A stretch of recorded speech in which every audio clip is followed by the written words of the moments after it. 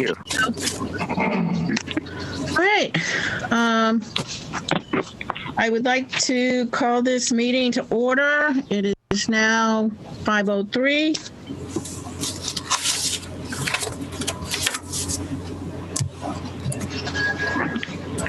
Lynn, Yeah, the lady on the recording thing interrupted you. Could you start over from the beginning? sure. For calling the meeting to order? Thank you.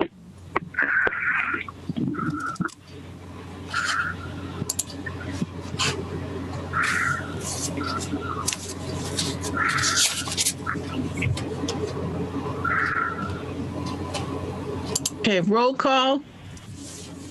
What time did you call the meeting to order? 5:03. Thank you.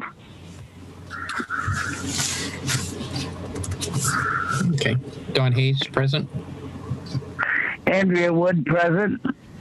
Steve Sheldon, present. And Lynn Pinkerton's present. Yeah.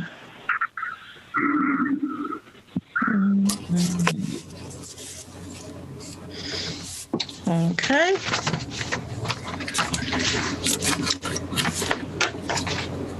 I'd like to tell everybody that this meeting is being recorded. Do we have any additions or I don't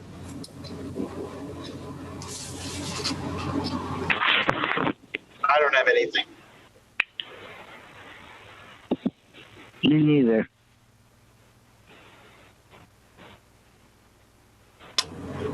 I'm sorry, this is Don. Maybe I have one. I don't know if you can let me know if it's an addition or not. I went over the version 13 budget that came in, and last week we had approved town clerk on the version 8. And when I did a compare and a look, I noticed that the version 13 has changes to some of the lines. Now, they're all lower than what they were, but there were changes to it. And so I wonder, is there something we should do that once we've approved something is somehow a lock on those lines that they don't change? Or we get in better sync?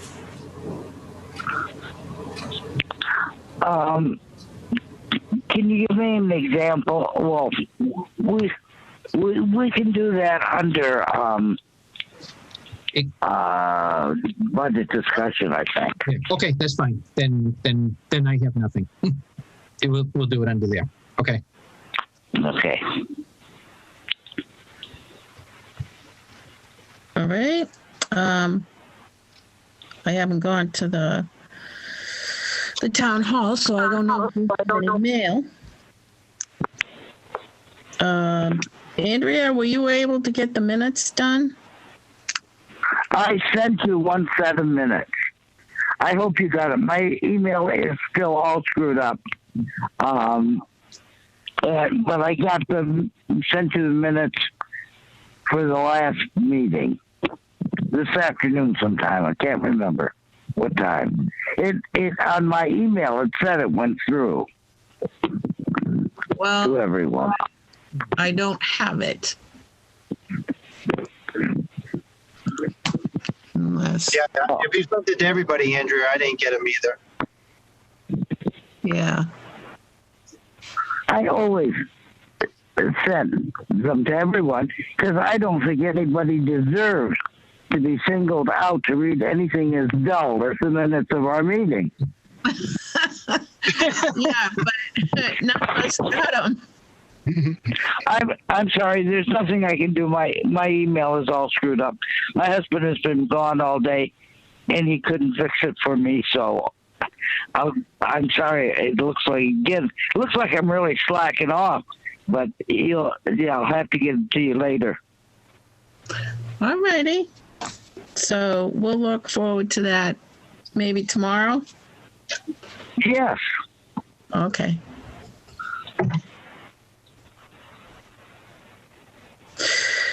Right, on to meeting business 2.1, discuss and review the selectmen's meeting. I'm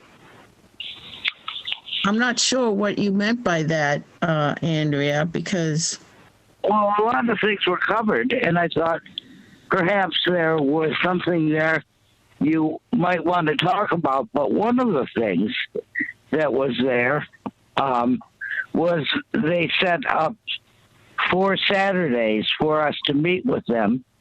And I think they mentioned at the meeting that they would like to know how many of us could attend or not attend those meetings. correct.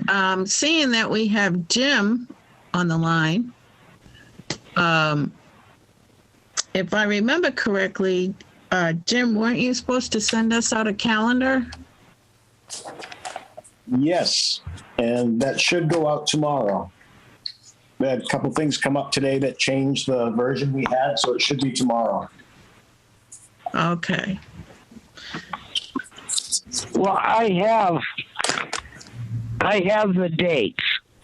If I have those as well.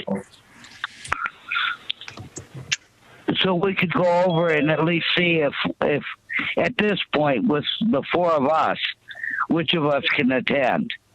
You want to do that? Yeah, I can. You can go over the dates. I'm good. Yeah. Yep, me too. I'm all good for them too. What are the dates though, Andrea? Yeah. Just so I Just the, February 27th is the first at 11 o'clock in the morning. Now remember, these are all Saturday. yeah. The next one is March 6th, and that one is at 10 o'clock.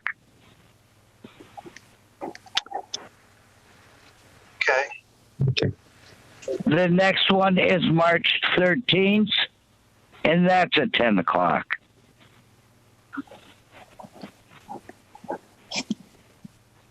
Okay. And the last one is March 27th at at 10 o'clock.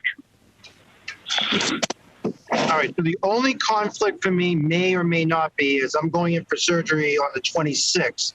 So the 27th, depending on the state that I'm in, I may or may not be on that one. Or I may be on and be one hell of a meeting. Well, don't but you can't be too easy. You know, we don't want you to be a pushover on the 26th or on the 27th. All right. So take Now- the payments after the call. Oh, all right, that's good. And then on March 1st, tentatively, Jim said, tentatively the school is having another budget meeting on March 1st at 7 p.m.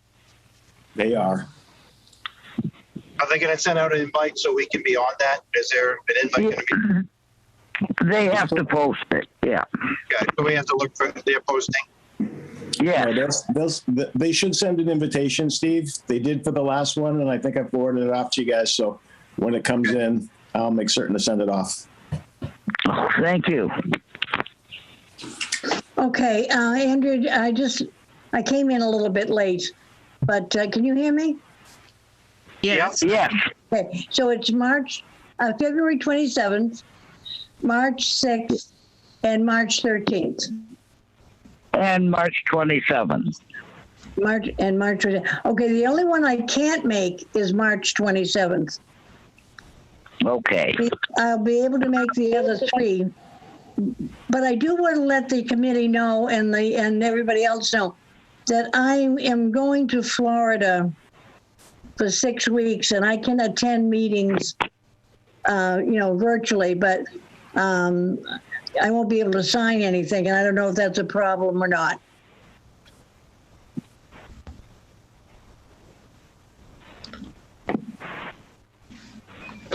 Jim? Jim, Yes. is that a problem? With her attending virtually from Florida? No, not at all, because you could be in Florida right now for all we know. Oh, but I wish I was. Yeah. Okay, all right. Very good. Thank Any you. place is all right, huh? Any place is all right. I think next time I'll try the bathtub. Okay, there you go. All right.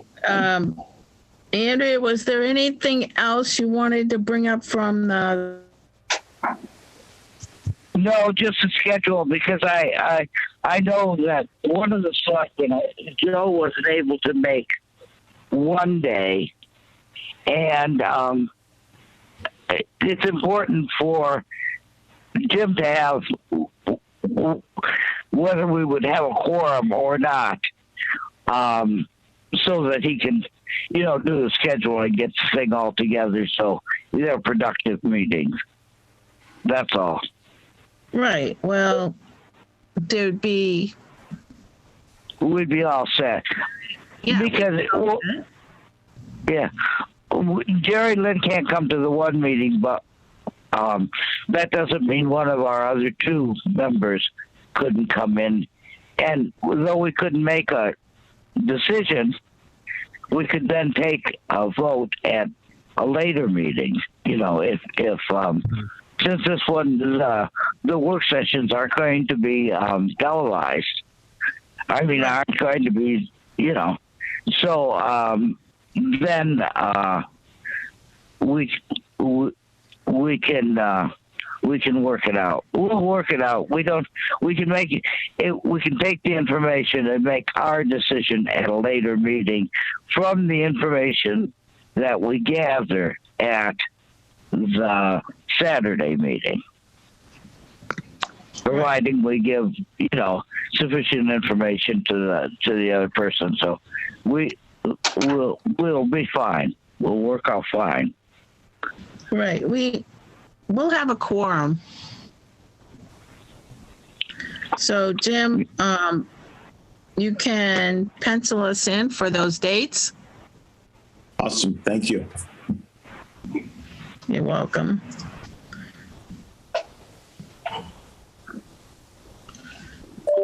Okay, Steve, was there anything else you wanted to talk about?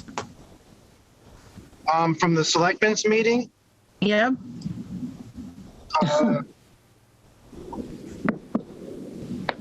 no, I just think, and I'll go back to, I've been trying to do a lot of reading on the budget process, and I said it last meeting, I just like to see us be more involved, from the beginning. I had mentioned at our meeting about, blocking off time with each department head to come in to go over their budget with us. So if we had any questions, we could ask them directly.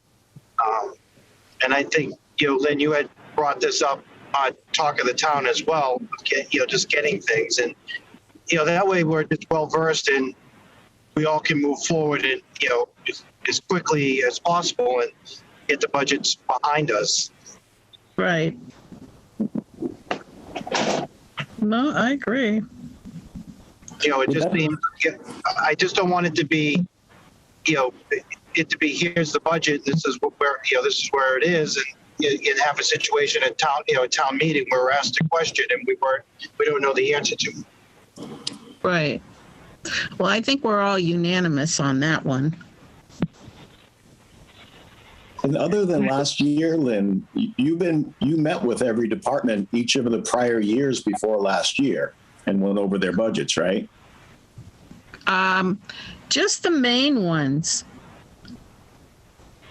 We had the police, fire, EMS, highway, Library. Oh, yeah. Oh, yep. And no, But- we didn't. there are some of the real small ones that they don't increase from year to year. Parking clerk, some of the others, there's really no reason to call them in. Yeah, I don't think we need to see the wiring inspector and Yes, exactly. gas license person, and those budgets haven't changed in forever. Yeah. And usually The only thing that would increase on there is like, can't think of the name. I believe It would, the increase. Yeah, go on. I'm sorry. no, that's all right. Like for their license and things like that. Yeah. Well, we don't have anything to do with their licensing anyway, so. No, but I'm saying that would cause an increase in their budget. Right, So if their license went up right. or if they had training. Well, one of the things, the majority, except for elected officials, the Board of Health, the assessors, Water Department, but they're separate in a number of respects, although their money still has to be appropriated at a town meeting. The selectmen have no control over their budgets. A lot of the majority of the departments, however, come under the selectmen. So in discussing the budgets with them in depth, if it's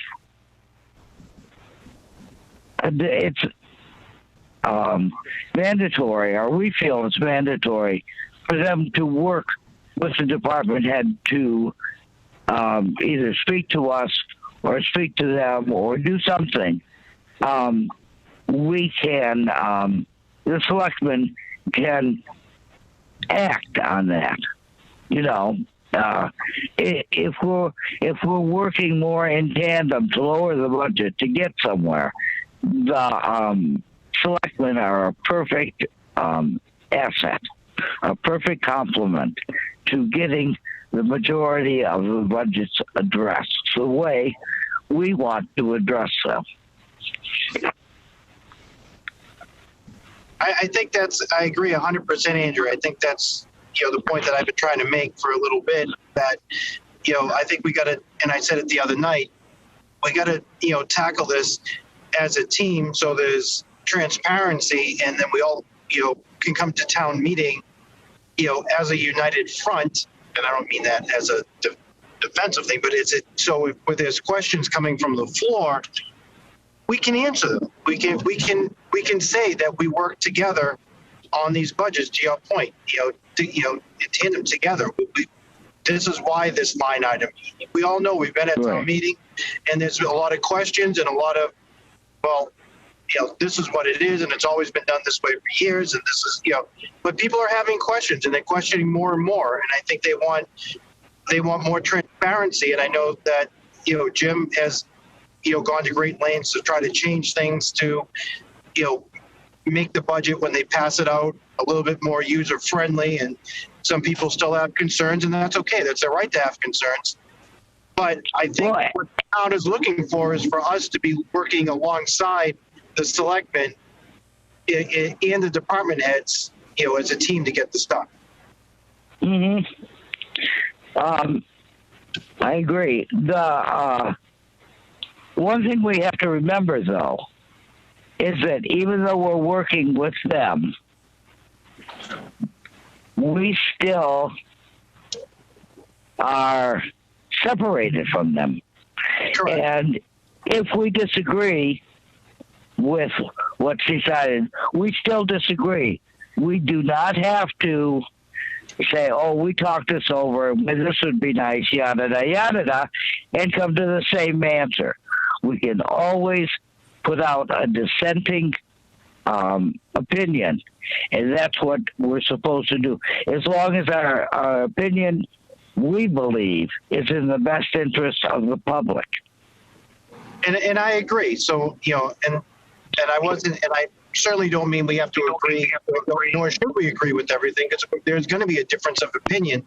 But at least we were at the table and we had a discussion, and both sides talked about what their, the pros and cons, what they agree or disagree on. And then if we are, at town meeting, if we are questioned and we agree, we can say why we agree. And if we disagree, we can say we disagree. But we were at least involved and everybody knows everybody's position, agreeing or not agreeing on something. I agree 100% with that. And that would come under where we do the recommendations, because I think people are interested in the true recommendation that if we do or do not agree with them. But because we're supposed to be the ones that are representing the people of the town. We're their watchdog. Or cat. Mm. Well, I think one of the problems too is that now with the sheet that's passed out at town meeting, there's much more detail than there ever was before.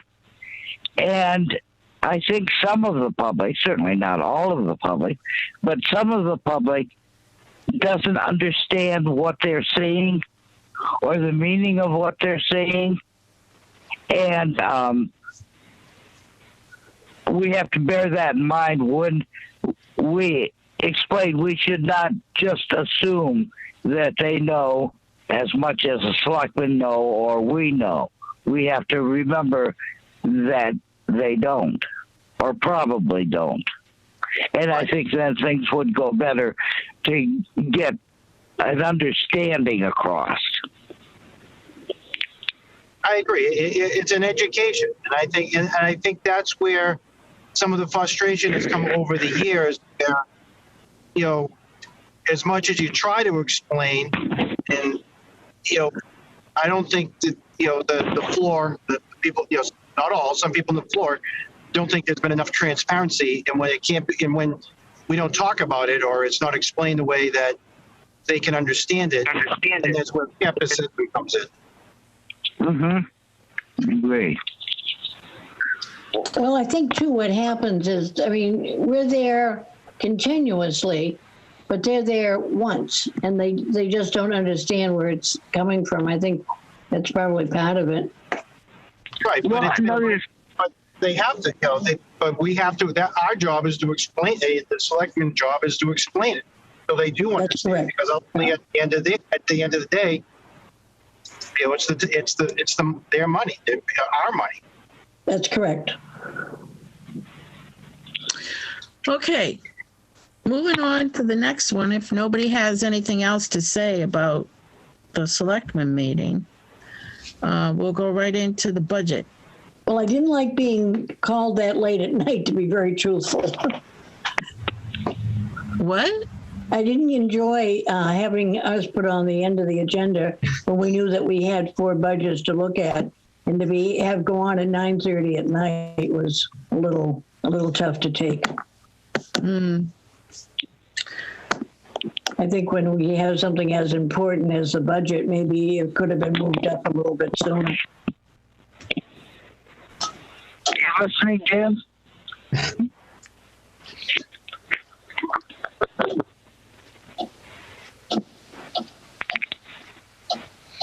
I guess we can add that to the public comment section at the next meeting. Great. Okay, so did everybody get the budget? The latest version, I did. Okay. Jerry, did you get yours? I got what Andrea sent me. Okay. Let's go over the police one.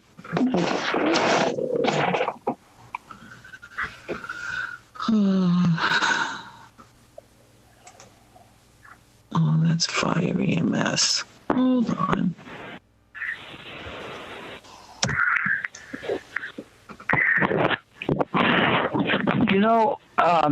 I find that I have difficulty when we have few discussed or know about only a few of the budgets to either come up with, unless they have a big increase or something, usable comments. Maybe you could cut this in order to. I thought at the selectmen's meeting and the cover sheets explained the increases pretty well, and the fire chief did come down. But I need more general information before I would know who I think should or could make some cuts or not. If you have questions, I can't express myself correctly. I'm sorry. Go on. Just forget it. No, go ahead. I know what you were going I know down. what you're saying, yeah.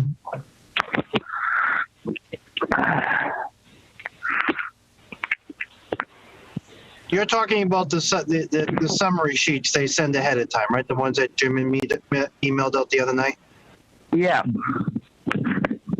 So what you're looking for is more on the summary sheet of give you the bullet point of, okay, we've either increased or decreased. This is where the decrease came from, these line items, or the increase is not, and it's more we're looking at increase. If there's an increase on this line item, and this is why. Yeah. That's what you're looking And of course, we have a great unknown increase in what the total salary increase would be. Although, because of the union, I believe at the selectmen's meeting, Jim did quote a ballpark figure for that. I just don't remember what it was. For the, a ballpark figure for who? For the union increases. Oh, yeah. For the total union increase. Right, yeah. Yeah. I wasn't sure I don't think he said, did he? I think he named a ballpark figure, but not an exact figure, because they're still in negotiations. He can't, certainly can't give us anything like that. It wouldn't be a fair labor practice if he told us that information before it was done. Madam Chair, I could address that quickly. Thank you. Okay. Lynn, you're muted, Lynn.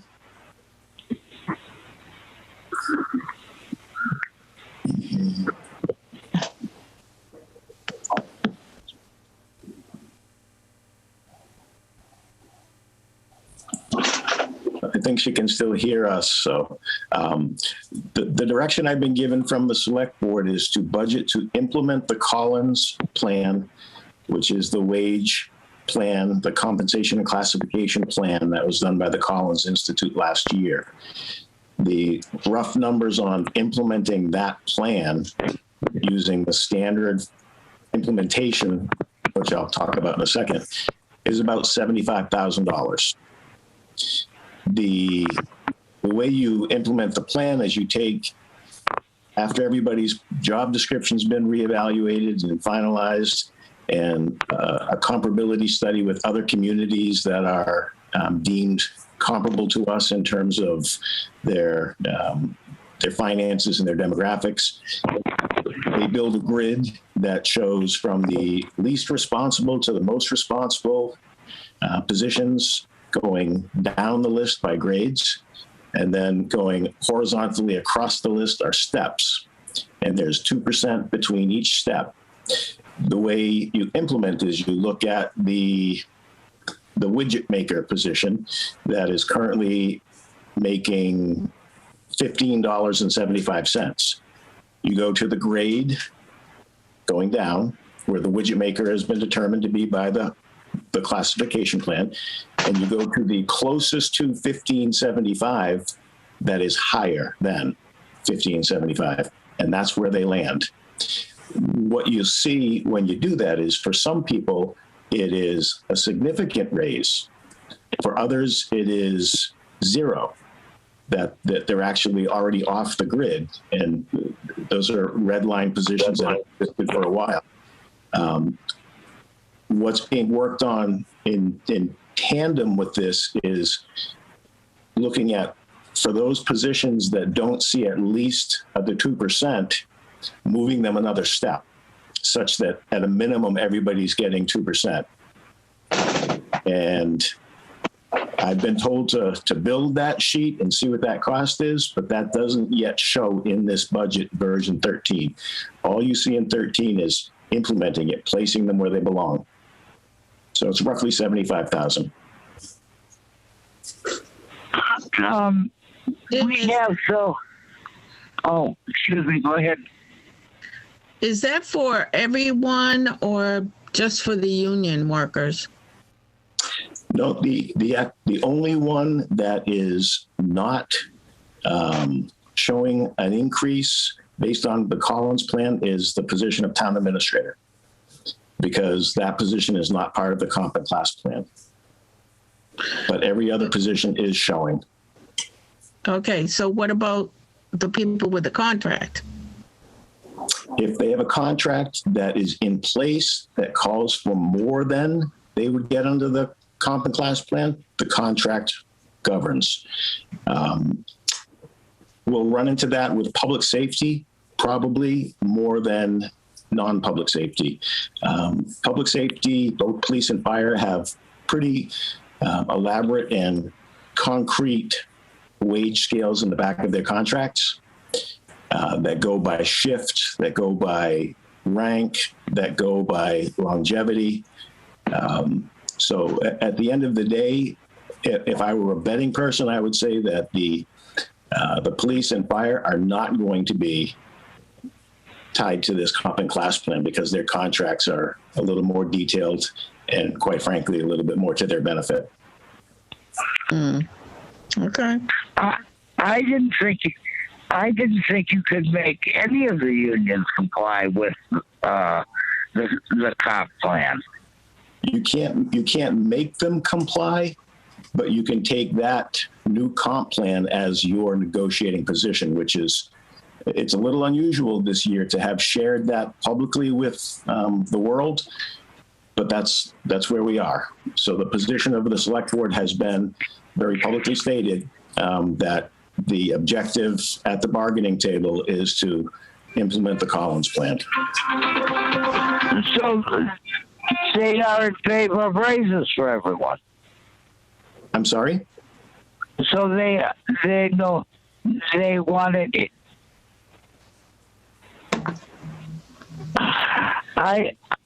In a tough year, I realize we have extremely good employees. I have been very supportive of the employees, yada, yada, right? However, when you look at what's going on the outside, a lot of those people have nice, secure jobs. Maybe a pay raise, other than the unions, it just shouldn't. Maybe some year you should just not give people pay raise. Certainly businesses don't always give big pay raises every year. And if it balances the budget, then it makes their jobs that much more secure. I would think we would be better off without the Collins plan than with it. Because a guaranteed raise of every year, there are a number of things that should guarantee a raise, not just because another year has passed. I'm sorry. Don't be sorry. What's the difference of if we implemented or didn't implement the Collins plan? The 75,000, right? Didn't hear that, Steve. Sorry. So I think what Andrea is saying is that if we didn't go by the Collins plan, you're saying if we implement the Collins plan, we're looking at 75,000, but then that doesn't take into account the people who have contracts, right? No, that's everybody except the town administrator position. So that's, if you'll note that, under the budget, you'll see next to the police chief, next to the fire chief, treasurer, accountant, they'll all say Collins Center next to them. So it's 75 all in for implementation. I think Andrea's point is, in a year when we're struggling to balance a budget, that 75 could be better used to preserve people's employment. Right, that was my question. So if we didn't implement the plan, then we save that 75. Correct.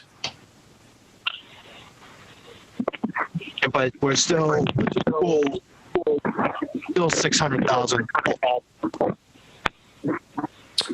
I didn't hear that last part. Sorry, with the school, we're still 600,000. We're still 600,000 in the hole, correct? No. With the school asking for 600,000, Right. we're 255 in the hole. That's what I meant. My apologies. That's right. Yeah. So if they came down to the more reasonable 3 even, we'd be to the positive with Collins rolled in. But you don't feel comfortable they're going to come down based on your last meeting, correct? If I remember, you remember you making. Yeah. They're going to come down. I'm not certain at this next bite they're going to come down enough. So I don't think the dance is done nearly yet. And then if we vote no and Pepperell votes no, they're going to have to figure it out. Right. They have to go back to the drawing board and get it down to the place where they can get 2 out of 3 to agree. And we know Pepperell, from what your conversations at that meeting, and you had said the Pepperell town administrator they were in line with we were. They were, but last year they were too at this time. And then some magic happened somewhere and, in the room where it happened, quote Hamilton, right? I wasn't there, but they came out and they had a deal. So Ashby said yes, Pepperell said yes, and we had to fund it.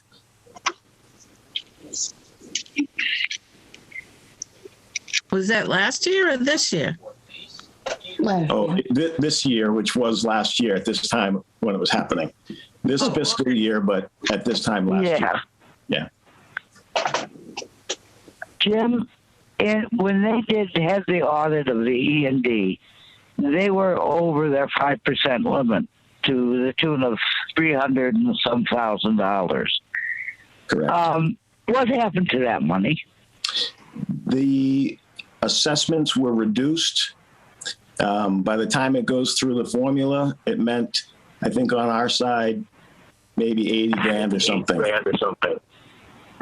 Okay, that's what I thought had happened, but I wasn't certain. Yeah, this year, their cert that they just got is about 3.5 million in E&D, or their version of free cash. So they've got that right now. The last budget they were contemplating putting $1.5 million of E&D into their budget. In prior years, they have done more.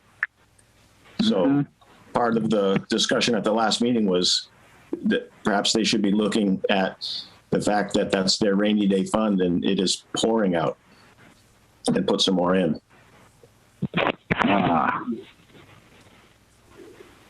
Okay. Thank you. You're welcome.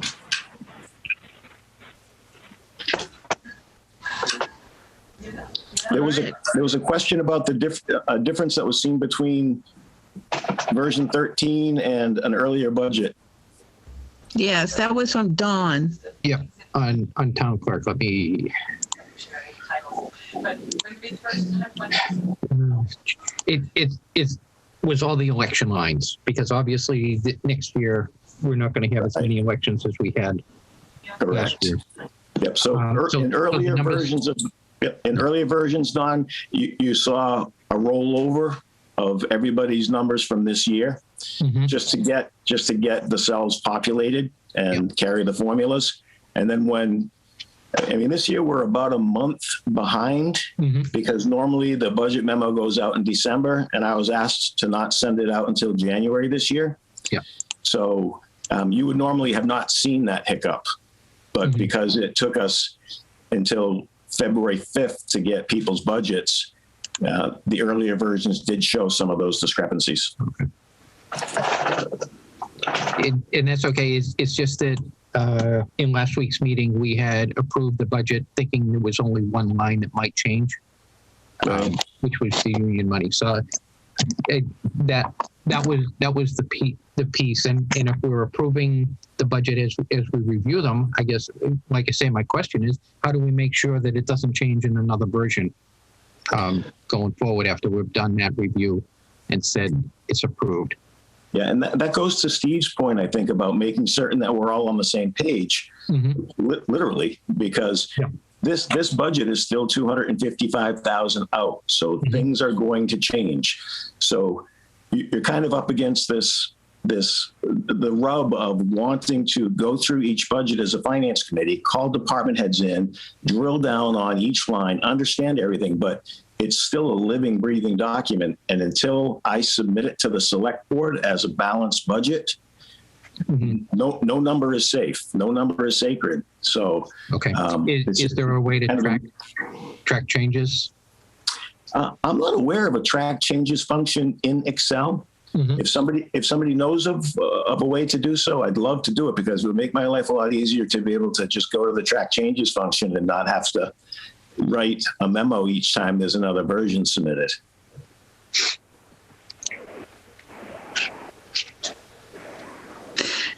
Yeah, but when we have a version come out, usually the changes are highlighted, correct? I think some of the things that you see highlighted are generally things that I'm just looking to draw people's attention to more than changes. So right now, for instance, the school, under the expenditure projection tab, the school numbers are all highlighted because those are still very much in play. You'll find, under Board of Health, the curbside trash pickup number is still in play. They're talking to the vendor. So things like that I'll highlight, because I want people to know that it's likely that that number is going to change once we have some better or more concrete numbers from whichever department it is that's the driver. I guess we could put a stick in the ground at a version, and any changes that are made, pick a color, and I can do that. So if because I'm not going to be changing things wholesale any longer. We're getting down to line by line stuff. So, if purple is a lovely color, or, whatever you want to pick, when I make a change, I can highlight in that color. So when it comes out, you can scan through it and just look for the purples or whatever color. Because I agree, you shouldn't have to go searching for changes. Yeah. Right. Yeah. No, I do it with formulas to find the changes. That's all. Kind of. No, I think it would help because we could pick it up real fast and take less time going over it. Sure. And as a good example, Lynn, I mean, the board has asked me, as I said, to calculate call-ins plus those that don't get at least 2%, get them to the next step. So if we get as far as trying to implement that, there will be wholesale changes, because there's probably about 30 people that under the implementation don't see a 2%. And then they would go up a step? Yeah, it would go up a step. Yeah. Jim, Yes. I have a question. Yep. The steps are just salary? No, I thought the steps showed accomplishments to make you move ahead. Well, in the personnel policies and procedures manual, which now cover, I think, 3 people, because everybody else has been unionized, it does say that you move a step based on your performance evaluation. Union contracts that have reference to a wage plan also say that. So, truth be told, Andrea, unless you stab somebody with a fork in the eye on duty on camera, you're generally going to meet your minimal, minimally accepted standard, and you're going to get your step. But how is it fair or correct then if you're moving people a step just to make the salary 2.0 or whatever? That's not right. Well, I would agree that if you pay $30,000 to hire an outside consultant who is a professional to do a comp and class plan, you should not substitute your judgment for theirs, and you should implement the plan the way it's intended to be implemented. And some people win, some people, they don't lose, but they don't win or win as much. And that's Right. that's what the universe of comparability out there of like communities dictates, which is why you have these done. Exactly. I can understand that, but all right. Let me cut to the quick on it though, Andrea, because what I imagine will occur, and I imagine this pretty clearly, is because the groups are, but for 3 positions are unionized, they're going to look and they're going to say, yeah, we will agree to Collins' implementation as the wage part of this new contract, with the proviso that everybody at least gets a step. Come on, Jim, you got to be, everybody's got to get a little bit of something. And that then becomes the negotiation at the bargaining table. So where's the incentive? to do But better? by the same token, don't the people deserve a greater accomplishment from those people getting the step? Isn't their accountability go to the people, not just to accountability so the thing looks nice on paper? I think Is it I think incentive? the answer Where's is the yes. incentive? Right. The answer is yes, that there should be accountability on both sides. The people paying the bill should be accountable to pay fairly, and the people working to get paid should be working and performing in order to get paid that fairly. But getting to implementation in a unionized environment is a negotiation. Yes. That's all I'm saying. Okay.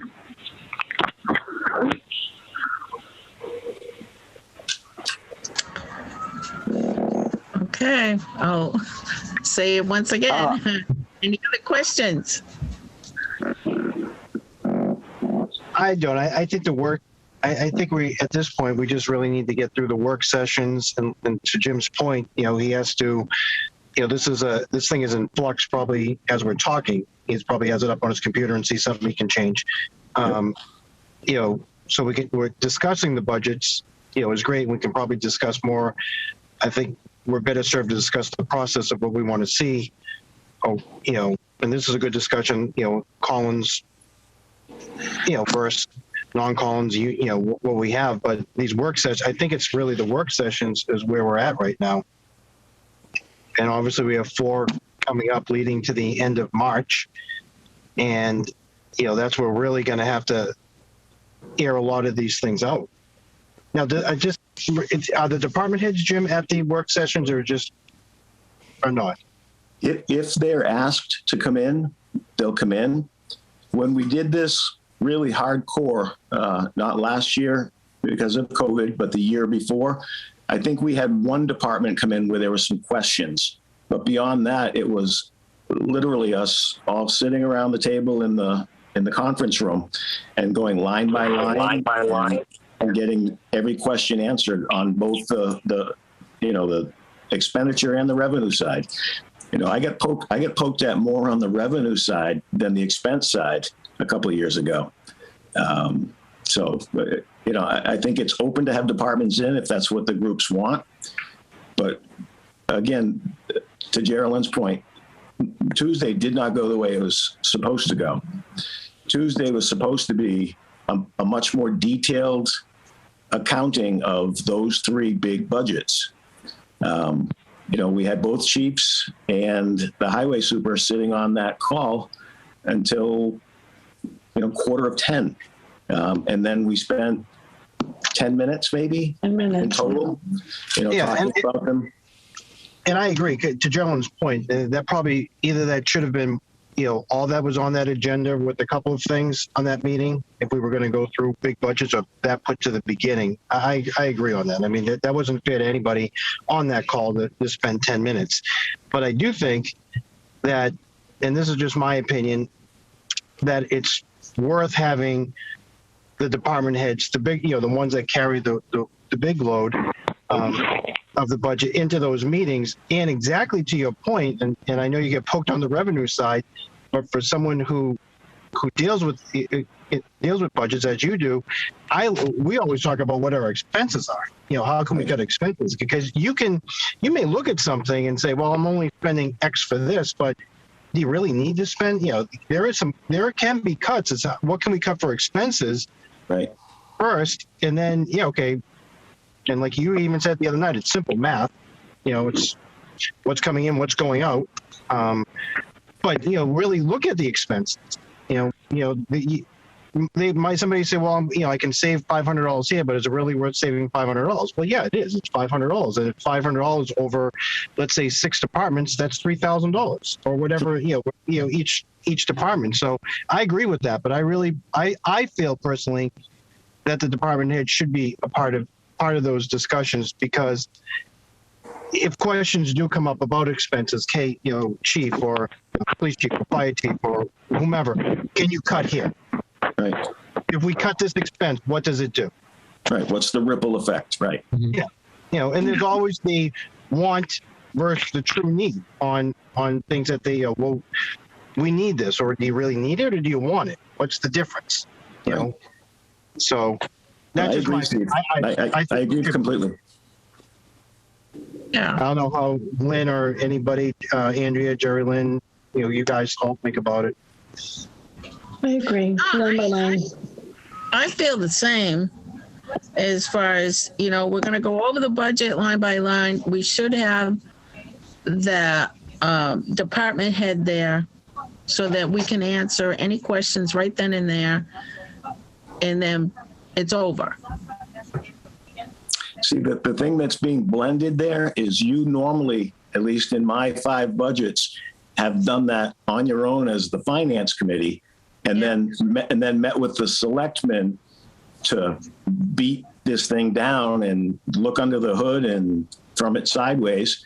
Yeah. And then I get sent back to my room, and I take all of those things and I make it come together. And then there's a public hearing where the finance committee and the select board roll the budget out publicly for people in the room to have comment. So we may lose some of the, I don't know how to say this. Some of the value that I saw in the Saturday meetings was it's not televised. There's not, there's not departments sitting right there. So things that you're uncertain of that you might kind of keep to yourself in another environment, it just felt a lot more free for people to say, well, I don't understand how this works, or, let's talk more about this piece. Has anyone thought of this? So I don't know if you guys are going to continue to do departments on your own, like in the past, or if we should roll them all on the Saturdays. No, we want to do them on our own, have the department heads in, Right. so that we can discuss it.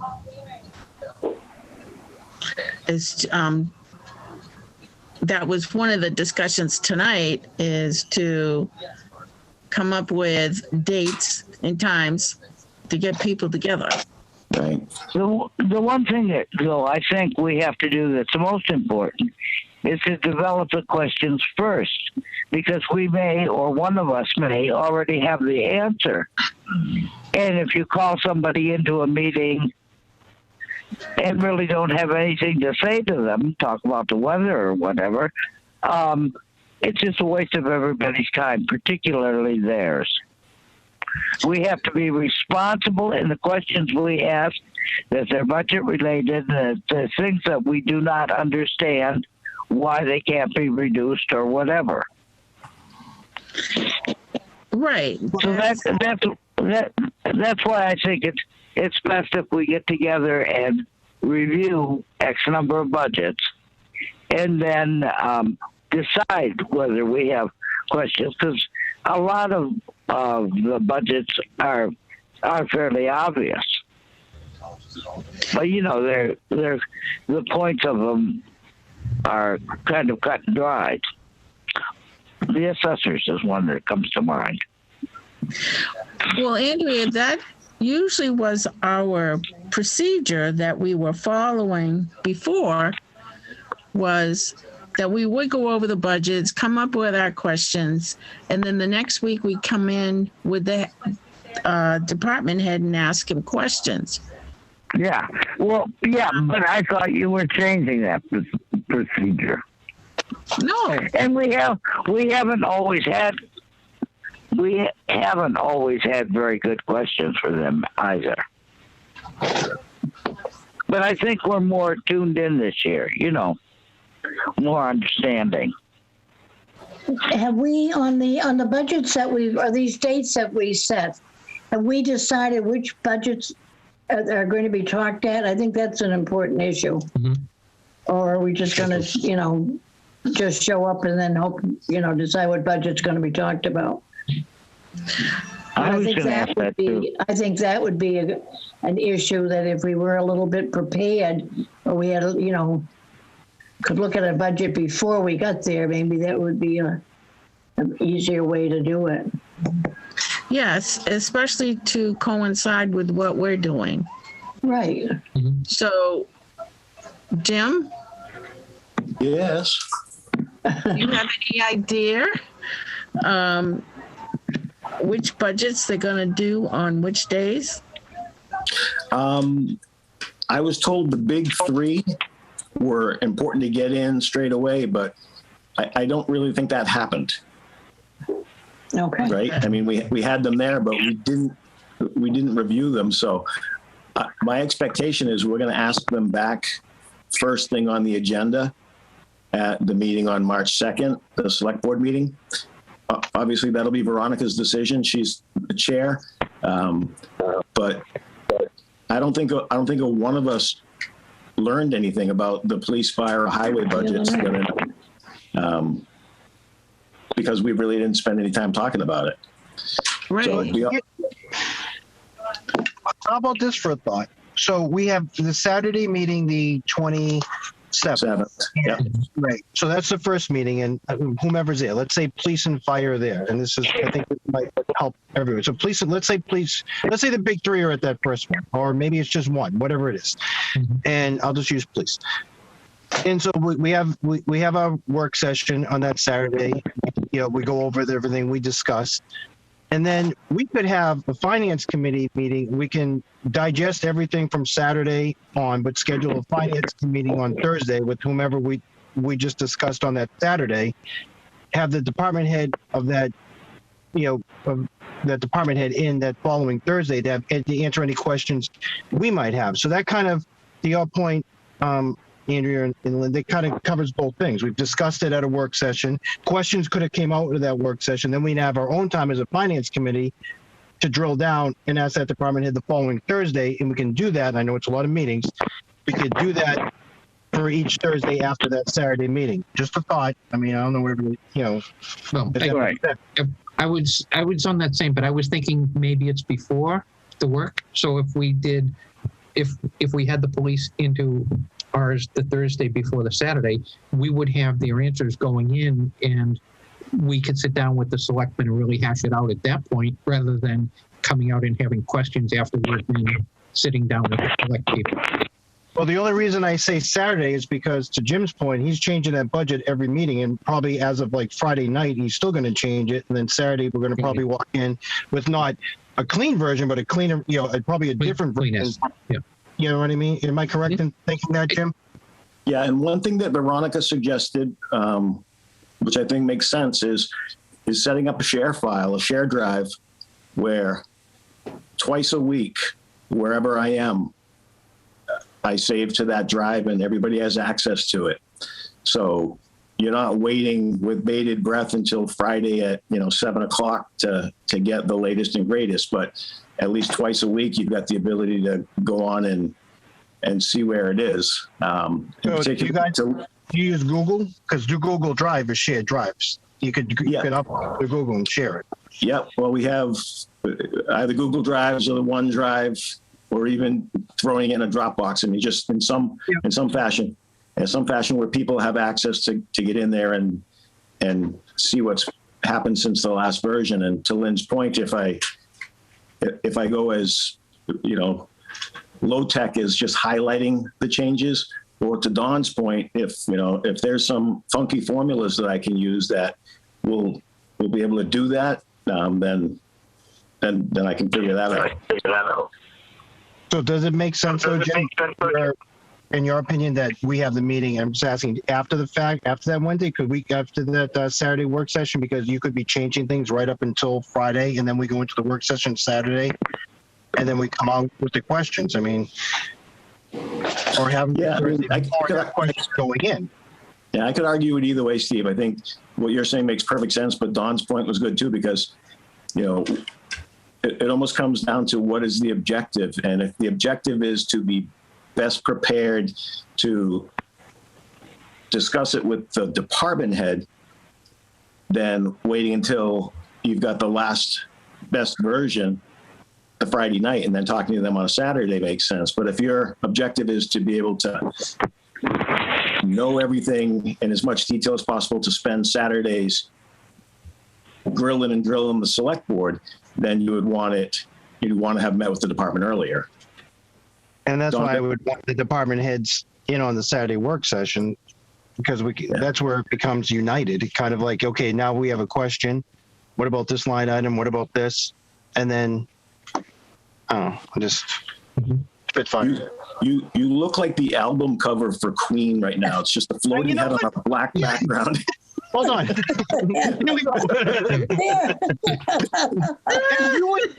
As you were saying it, I actually looked at the picture and it came to my mind. I'm on video. Oh, that's funny. I may have taken a screenshot. Yeah, it was freaking me out. Oh, that's funny. So again, that's your call as a group. I can see benefits going both ways on whether you do them before or after. I'm open to either. Anyway, I'm good. Okay, so I suggest, I'm trying to look at the calendar here. Today's the 18th. How about, what's the date?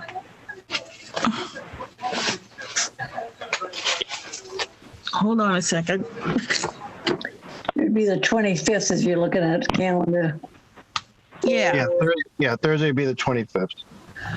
Okay.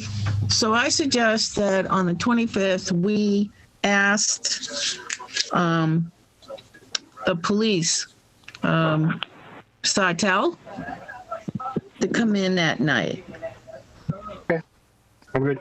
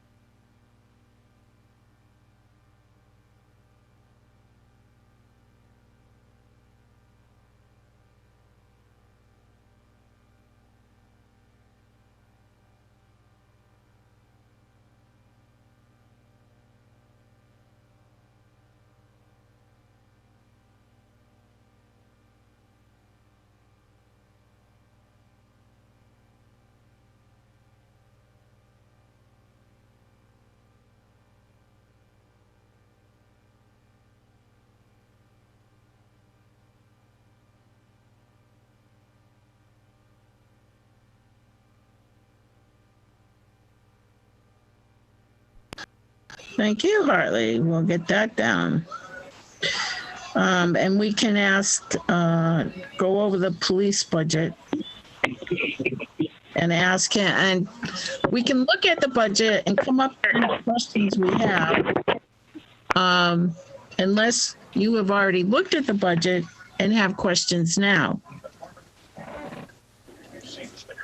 I think there's going to be a different version coming up to next Thursday, so I would think we would look at the latest and greatest as close to next Thursday as possible for police, write down the questions that we may have, and then go into it.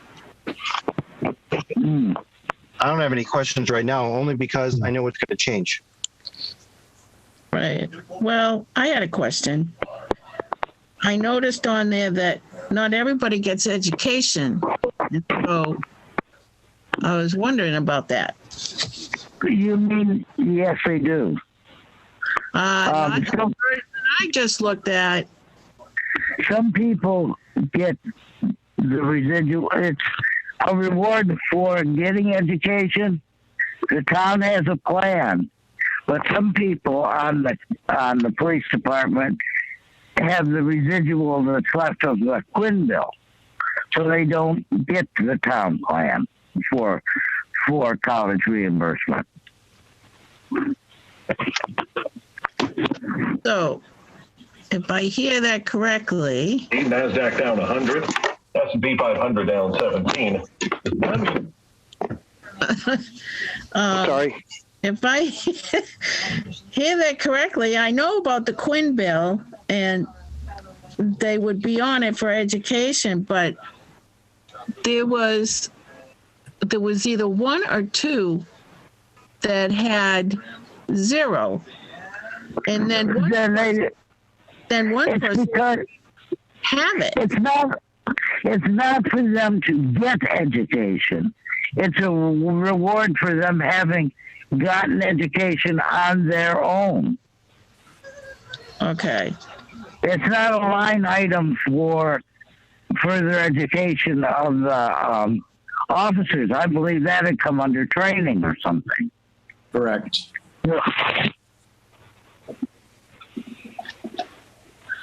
All right, that explains that one.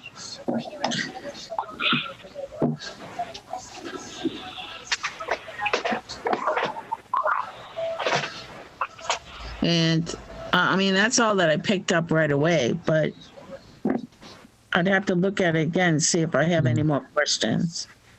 Well, that's a good thing, and that you picked that up. And maybe there is something that should be looked into. There, maybe not everybody has been accounted for. Maybe somebody fell through the cracks. It's a good thing to make note of anyway. Well, I'd like to know too is how did they figure out how much to give them? Because they It's went a to formula. It's a formula that's tied to their salary. So when they had the Quinn bill, if you are a police officer and you have an associate's degree, you would get 15% of your base salary as an education bonus. If you had a bachelor's degree, you'd get 20% of your base salary as a bonus. And if you had a master's, you'd get 25% of your base salary as a bonus.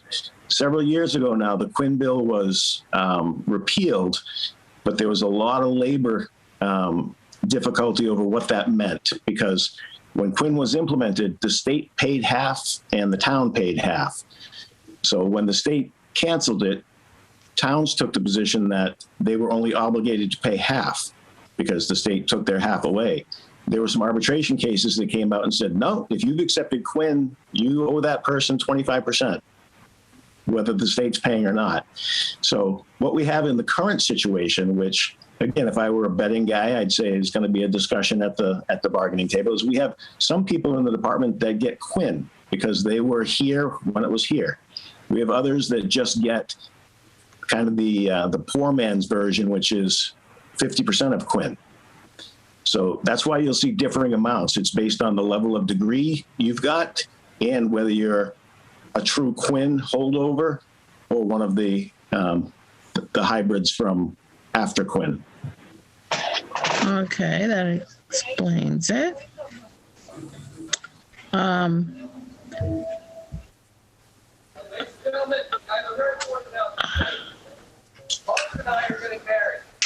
The other thing I saw was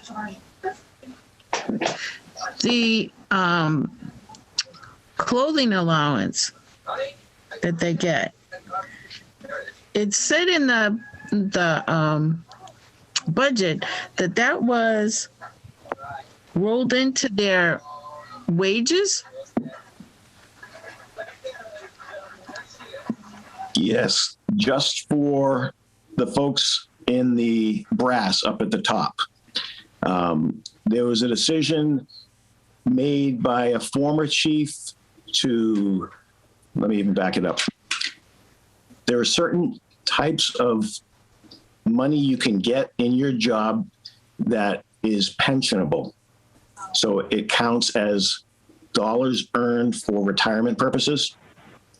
And those things get changed on occasion. So it used to be that if you were a police chief and you got a car, that there was no question the value of that car, and there was a formula for it, was added to your pensionable wages.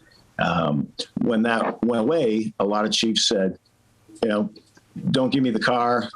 I'll take it in equivalent in cash, because they wanted it as pensionable. Some discussion about clothing was coming up, and it wasn't clear it was going to be pensionable.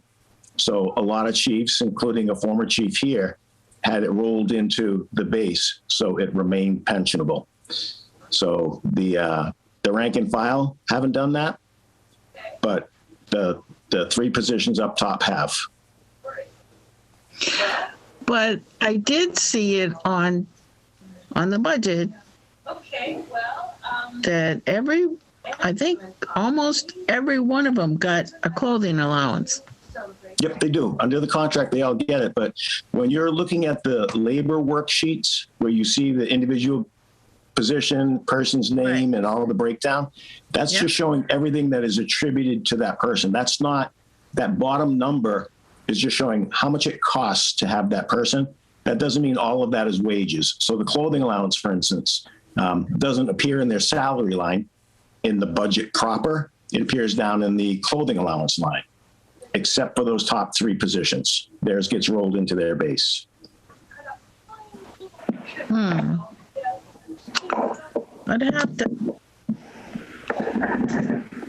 would have to show you. Hold on.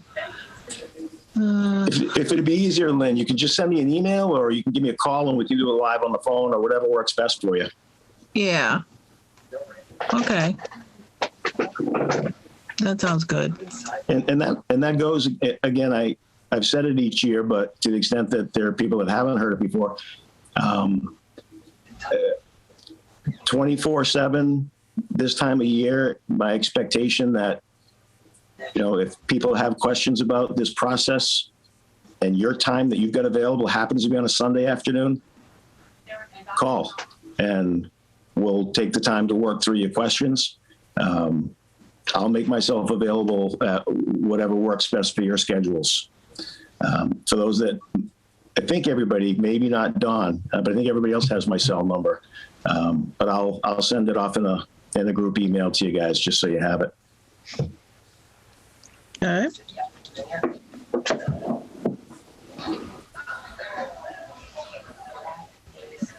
Okay, does anybody else have anything? When I was looking at it, I was looking at the expense line for new equipment. It's kind of it's sitting at 65,000 this year. I wondered if there's something that I'm missing where there might be back up to what he's looking for, because it was 60,000 last year. Yep, that's actually the cruisers, the leases on the cruisers. On So new equipment? Okay. yeah, so a couple of years ago, that the former chief made the pitch that because it's almost a consumable for a police department to have cruisers, because that they're just as much a part of the job as their hands and their feet. That this gives them the opportunity on every year they get another replacement, and they keep a rolling series of 3-year leases. So this is there's a bit of an increase in the lease payments for 22 coming up, but that's what that number is. Okay. It maybe that's clarity that we give people. I like I say, I look at it and go new equipment. It's kind of, if it's a new vehicle or new vehicle leases, it would be a lot Yep. more. Understood.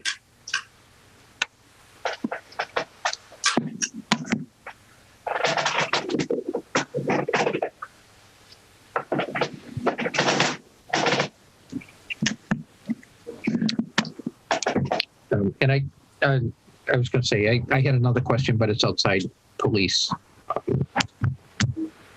in general. So I'll let the police discussion finish and wait for that.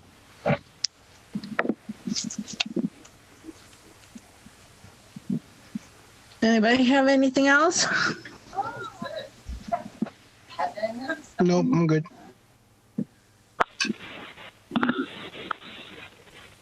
So what are we going to do with the police now? Are we going to call him in on the 25th?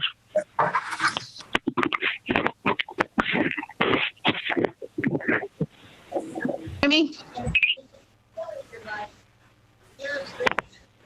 Can you hear me? Yes.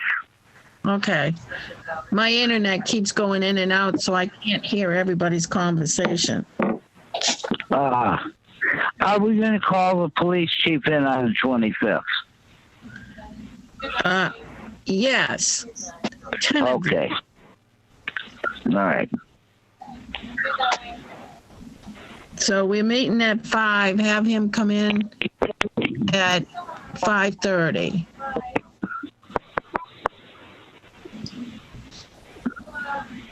Okay.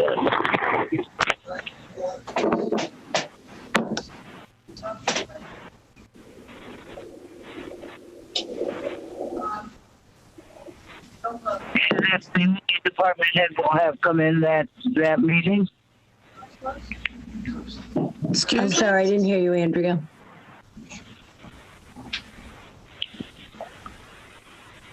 Is that the only department head we'll have in that meeting? Well, on that particular night, we have a hard stop at 6:30, so I would think that we can only. Yeah, I think you're probably right. Yeah.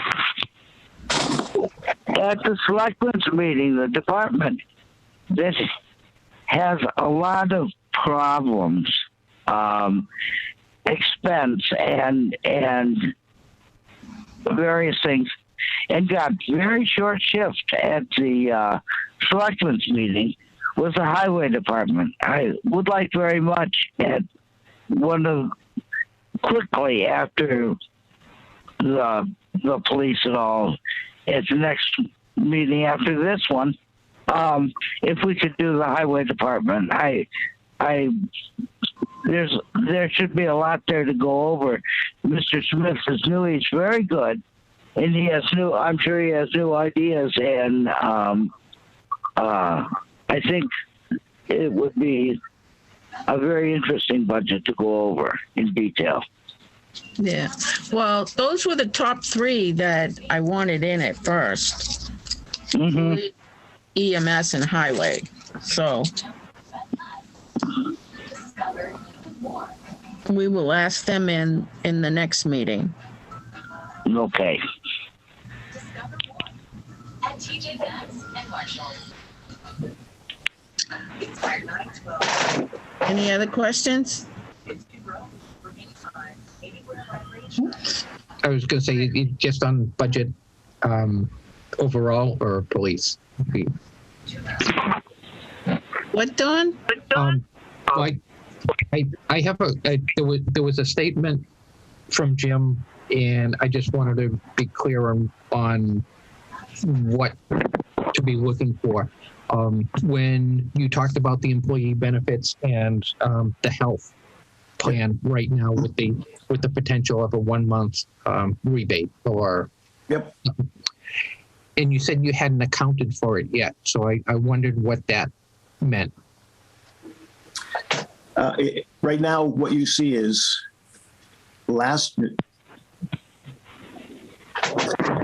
the number in this current year's budget is being carried as being increased by the 6.8%. Now, there are a couple things that are still to be done there. Mm-hmm. There's an audit being done of the actual employee count by plan, because that can change during open enrollment. So I know, for instance, we had one family plan last year that we don't have this year. The person went on their spouses. So that's still subject to change. The base number will be determined. And then the new rate applied to that once we know the actual number of subscribers by plan. In terms of the 1 month, it's a dangerous proposition. I was trying to kind of express myself, and hearing your question, I realized I didn't very well. When it's being proposed that we'll get a 1 month premium holiday. So for 1 month during the year, neither the town's 75% nor the employees' 25% will be due. So it seems, okay, well, I could then take 1/12 of that amount and cut it and use it someplace else. Yeah. The danger that represents is you got to recognize that next year, we not only have to add that 1/12 back in, but the rates are going to be higher, and then that serves as the new base. So it could end up looking like, even if we have a 5% increase next year, it could end up looking from a budget perspective like a 10 or 15%, because we would have reduced it artificially by that 1 month holiday. So I have the cell highlighted because I still need to figure out the best way to get at that. Okay. Obviously, as we get close, and we're down combing things at the level of tens and singles, Yeah. that something like that is important to make certain that we have eyes on. But right now, I'm just trying to be conservative with it. Okay. Well, I was wondering because on the benefits column on that line 19, looking at that total that's in there, the 1.794, that looks like it's taking in the discounted line. So I didn't know if it should be higher and closer to 1.8. Excellent catch. Good for you, Don. You're absolutely right. I did carry the line above divided by 12 times 11. So excellent.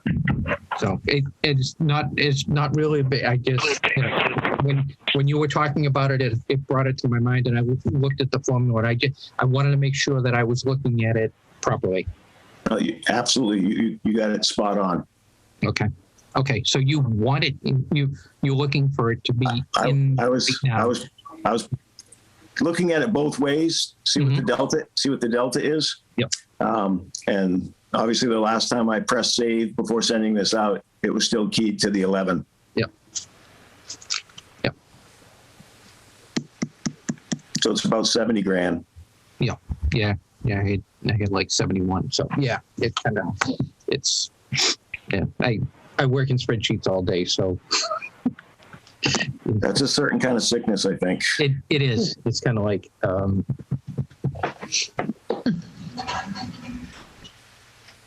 So it doesn't surprise me, but and again, you changed the formula to look, and like I say, it's kind of like I just wanted to make sure we were in the right place with it.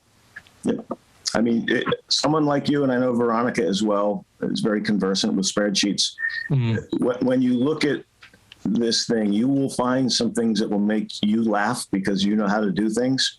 I liken it to, I've got a Jaguar and I push it around town.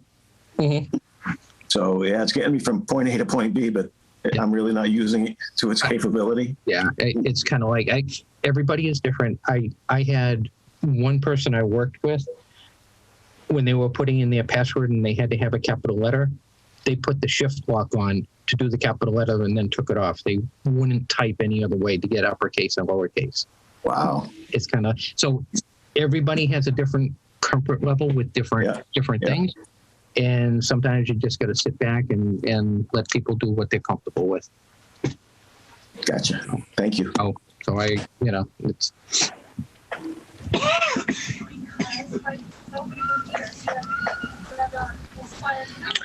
All right.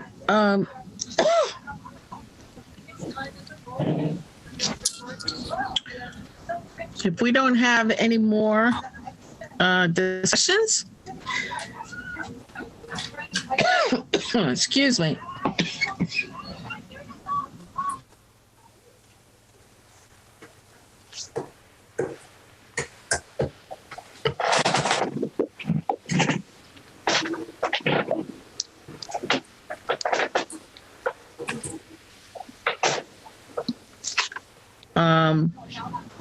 Come in at 5:30. So we'll have an hour to ask him questions. The 27th is our meeting with the selectmen. to do the budget.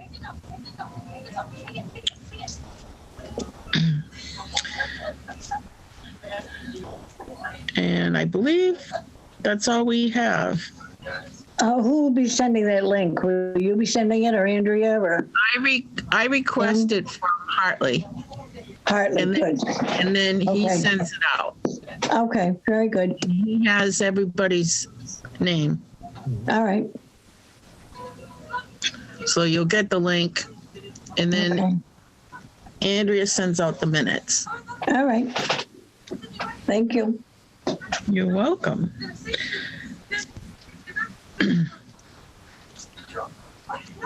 So, anything else?